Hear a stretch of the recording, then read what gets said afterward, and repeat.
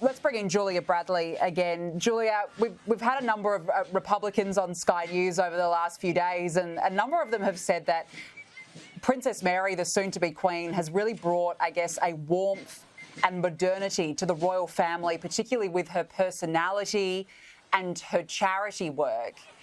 Is that the gist of what you're getting when you've been speaking to the public there in Copenhagen over the last few days, that they've really warmed to the fact that she's so kind and considerate? It is, Danica. It's almost as though Princess Mary, she's come in, she's this fresh face.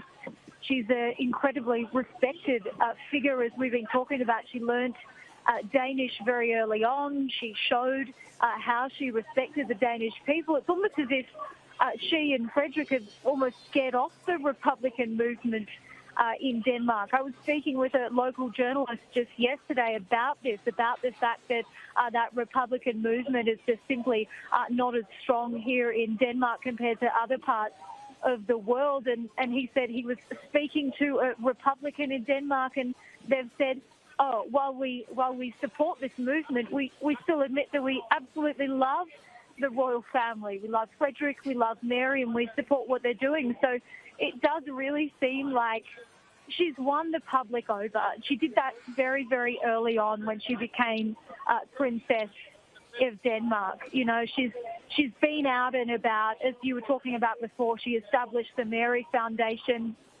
pretty early on after she moved to Denmark. She's been really focusing on action, on those key issues that she really cares about. So whether that be domestic violence and helping women and children, reproductive health is something that she's also really passionate about. But she has a really broad range of issues that she cares about and that she's trying to act on through the Mary Foundation.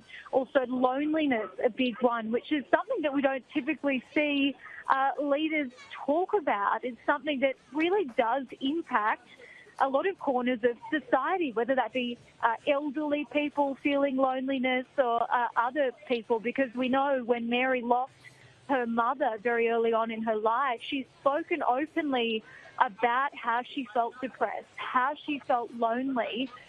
So that is something that she did want to act on once she moved to Denmark, and also that loneliness really continuing, spilling over into her life when she moved to Denmark. She's been in a foreign country, the Australian, leaving her old life behind in Tassie and making her way to Denmark and throwing herself into this new life. So loneliness in that sense, also something that touched her in that way. So that's been one of her priorities, and it's these issues that she started acting on really early through the Mary Foundation that has really meant that the Danes have respected her. You know, she's someone of class.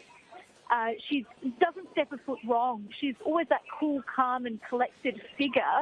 And learning Danish, that was one of the really big things that won people over very early. She doesn't have her name in the press badly. You know, there are no really bad headlines about Princess Mary. She's that figure that's, somewhat been in the background, if you like, taking advice over the years from Queen Margrethe, all in the lead up to this moment, becoming the Queen of Denmark. She's ready for it.